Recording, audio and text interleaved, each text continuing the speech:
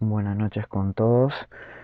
Mi nombre es Edgar Martín Ramírez Aizanoa y voy a dictarles en esta oportunidad la clase acerca de las enzimas. Esta es uno de los temas más importantes que vamos a ver en el primer capítulo de bioquímica, puesto que, como verán más adelante en los demás capítulos, carbohidratos, lípidos, etcétera, las enzimas son una parte muy importante. Vamos a ver por qué participan en prácticamente todas las reacciones químicas que se llevan a cabo en el organismo. En casi todas, por no decir todas, puesto que siempre hay excepciones, pero son muy importantes las enzimas, puesto que van a permitir, como su función, vamos a ver, acelerar el proceso de reacciones químicas, de tal manera que se lleven a cabo en menor tiempo del que debería tomar. Si por ejemplo una reacción netamente sola nos tomara 6 horas realizarla, con la enzima ese tiempo se acorta mucho a tal punto de que puede hacerse casi instantáneo. Imaginemos que de 6 horas pasa a tomar 30 minutos para realizarse dicho proceso, ¿no? Es una cantidad de tiempo importante e inconsiderable. Vamos a ver no solo las funciones de las enzimas, sino también las nomenclaturas, cómo se nombran, y vamos a ver algunos ejemplos también. Muy bien, comencemos. Ahora, ¿qué es en sí una enzima? Las enzimas en sí son proteínas. Debemos tener en claro esto. Todas las enzimas son proteínas, pero no todas las proteínas son enzimas, puesto sabemos que las proteínas tienen distintas funciones, ¿no es cierto? Función estructural, eh, función netamente enzimática, función protectora, etcétera, ¿no? Estas van a ser unas proteínas que tienen en sí la función, como les mencioné, de acelerar las reacciones químicas en los sistemas biológicos, buscando siempre tratar de llevar al punto de equilibrio, ¿no? En otras palabras, buscar sintetizar tantos reactivos como productos. Ahora, las enzimas en sí son catalizadores. ¿Qué quiere decir? Que es una sustancia, un catalizador es una sustancia, una molécula que sin consumirse, sin gastarse a sí misma, aumenta notablemente la velocidad de una reacción química. Vamos a ver ahora, más adelante, las características de las enzimas. ¿Qué caracteriza a una enzima? Entre diversas, vamos a ver las más importantes. Primero, que se requiere en mínimas cantidades. Unas pocas cantidades de enzimas es suficiente para acelerar gran cantidad de procesos, ¿ya? La enzima en sí, como vimos al inicio, es un catalizador, quiere decir que no se gasta, no se consume a sí mismo al momento de acelerar una reacción, entonces puede volver a utilizarse para una reacción continua, que la que sigue, etcétera, de tal manera que una pequeña cantidad es suficiente para poder cubrir una gran proporción de reacciones. Tiene una alta especificidad. Como vamos a ver más adelante, hay enzimas que solo son específicas de un sustrato en especial, y hay algunas que actúan sobre sustratos que tienen una estructura similar, pero siempre es bien específica la enzima, o bien a un sustrato o a un tipo de sustrato en especial, o bien a realizar un tipo de reacción en especial. Ya vamos a ver eso más adelante. Ahora, las enzimas también pueden ser regulables. Esto veremos ya en otra clase, cómo mediante otras moléculas o mediante procesos inhibitorios las enzimas pueden controlarse, pueden regularse, ¿no? Tal manera que controlemos qué tanto queremos acelerar una reacción o qué tanto desearíamos tratar de enlentecerlo, ¿no? Enlentecerlo, perdón. Son susceptibles a ser inhibidas, como les mencioné, la inhibición también es uno de los mecanismos por los cuales se puede regular una actividad enzimática. Ya vamos a ver eso en la siguiente clase. Modifican la estructura química del sustrato. En sí, pues para obtener un producto hay que alterar dicho sustrato, que es el reactante, la molécula que se utiliza para formar dicho producto, ¿no? Va a alterar, obviamente, su estructura, ¿no? Química, espacial, etcétera. Y lo más importante, ¿cómo es que aceleran la velocidad de una reacción química? Mediante esto, la disminución de la energía de activación. ¿Qué nos referimos con eso? Veremos aquí. Primero, antes de ver lo que es la energía de activación, hay unos términos que hay que conocer, que son importantes. Primero, el término de apoenzima. ¿A qué nos referimos nosotros una apoenzima? Una apoenzima es básicamente una enzima inactivada. Simplemente es la proteína con estructura terciaria esté inactiva. ¿Sí? Esa es la apoenzima. La holoenzima es la enzima activada. ¿Y cuando decimos que es una holoenzima? Una holoenzima va a ser la unión de una apoenzima y de su cofactor. ¿Y a qué nos referimos con un cofactor? El cofactor en sí va a ser una molécula que no es proteica, que no todas las enzimas las requieren, pero están presentes en muchas de estas y van a ayudar a que se active la enzima, a facilitar su funcionamiento. Ahora bien, los cofactores en sí los llamamos como cofactor siempre y cuando hablemos de una molécula no orgánica, sean iones metálicos, por ejemplo, como hierro. Pero en el caso de que hablemos de moléculas orgánicas, hablamos de una coenzima, ¿sí? Que generalmente están unidos a grupos de vitaminas. Entonces, cofactor y coenzima son técnicamente lo mismo. La diferencia es que le decimos cofactor a las moléculas no orgánicas, como los iones metálicos, y la coenzima se le dice a las moléculas orgánicas, generalmente asociadas a vitaminas. Y por último, el grupo prostético es el cofactor o la coenzima cuando ya está unida a la apoenzima. ¿Me dejo entender? Cuando el cofactor o la coenzima ya están unidas a la apoenzima formando la holoenzima, en ese momento a ese cofactor y a esa coenzima se le conoce como grupo prostético. Entonces vamos a tener los términos de apoenzima, enzima inactiva, holoenzima, la suma de la apoenzima y el cofactor, una molécula no orgánica, la coenzima, una molécula orgánica, ambas que ayudan a la actividad de la enzima, y el grupo prostético es dicho cofactor o coenzima una vez unido a la apoenzima. ¿Sí? Términos que quiero que recuerden. Son importantes conocerlos, puesto que vamos a ver más adelante que trataremos de nombrarlo correspondientemente, ¿no? Cada estructura. Ahora, en sí, ¿qué era la energía de activación? Es la energía mínima que se necesita antes de poder iniciar un determinado proceso. En otras palabras, es la energía que nosotros requerimos para llevar un producto de A, un sustrato A un producto B. Como vemos en esta imagen, antes de iniciar la reacción se requiere en sí una gran cantidad de energía para poder realizar la conversión del sustrato a los productos, como ven aquí. Pero en una reacción en la cual está catalizada, quiere decir en la que está participando una enzima, vemos que esta energía de activación disminuye, por lo tanto toma menos tiempo y menos esfuerzo transformar dichos sustratos en productos. Este es en sí el principio de la actividad catalizadora de las enzimas, disminuir la energía de activación de tal manera que se disminuya el tiempo de la reacción. En un ejemplo un poco más didáctico, que lo van a ver en muchas partes del internet, este modelo, ¿cómo imaginemos? Que la bolita es el sustrato, la parte de arriba, y la parte de abajo, al final, cuando la bolita llegue, va a ser el producto. Y en medio tenemos este muro. Ese muro hay que treparlo para poder llegar al producto. Esa energía que la pelota necesitaría para poder trepar el muro y deslizarse hasta abajo sería la energía de activación. ¿Y cómo funciona la enzima? Vemos ahí al obrero, ¿no? Que sería la enzima. ¿Qué es lo que va a hacer?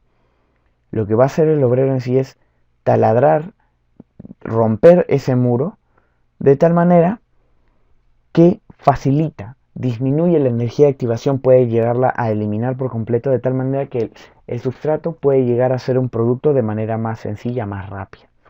Como ven, la enzima disminuye o elimina dicha energía de activación y la reacción llega a transcurrir inclusive espontáneamente, mucho más rápido. ¿Sí? Un ejemplo un poco más didáctico para entender cómo funciona esto de la energía de activación. Ahora, hay dos características importantes de la catálisis enzimática. Uno, como ya les mencionamos al inicio, como ya les mencioné al inicio, la enzima no se modifica como resultado de la misma, o sea, de su misma actividad catalítica, y la enzima no modifica la constante de equilibrio de la reacción, solo incrementa dicha velocidad. ¿Mediante qué? Mediante la disminución de la energía de activación. Estos no sufren cambios.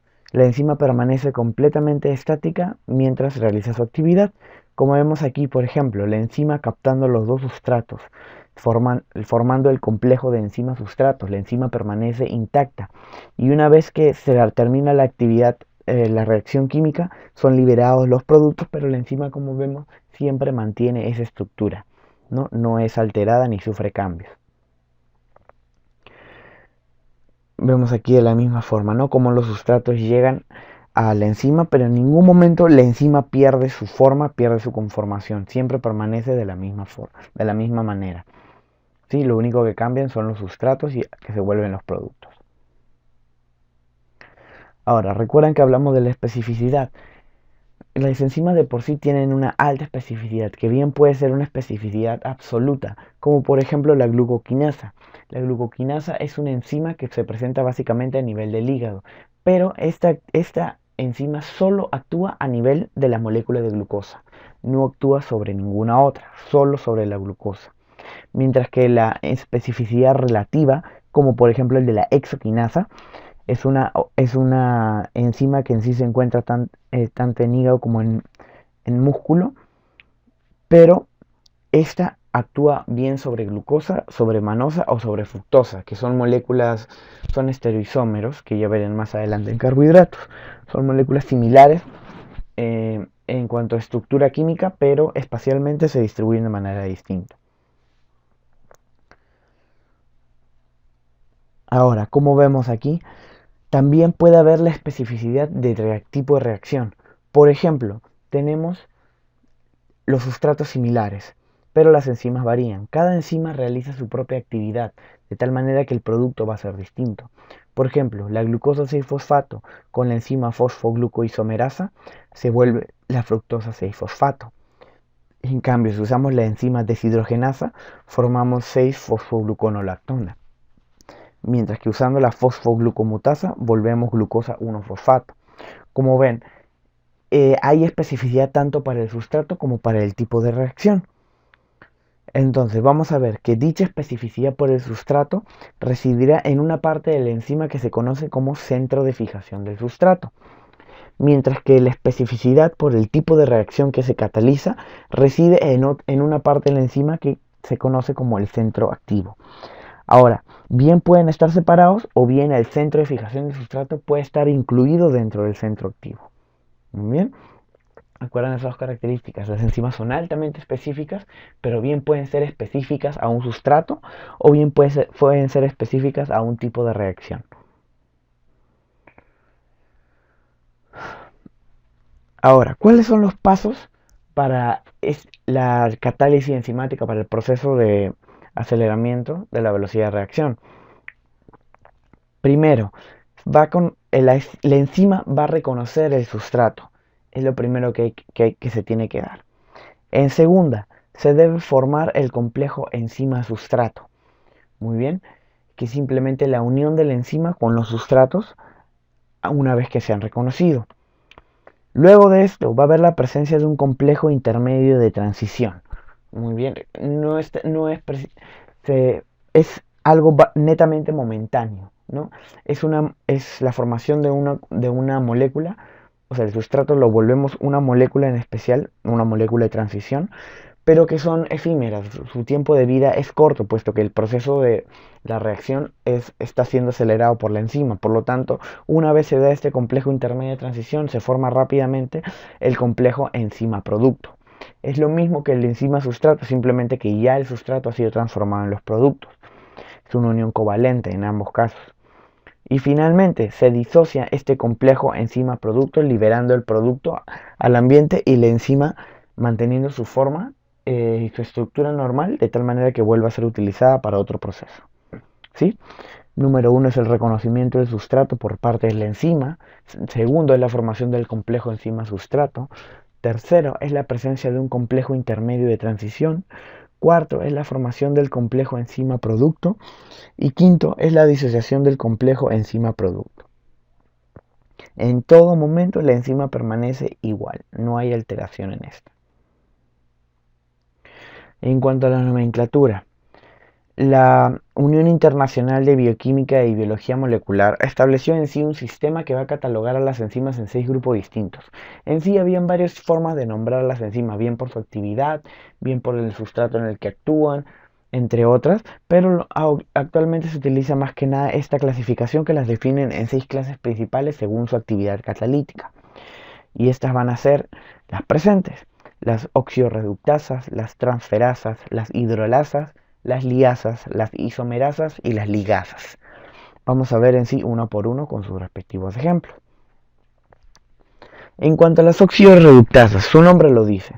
Desde química ya deben haber visto las reacciones oxidorreducción o redox, ¿no es cierto?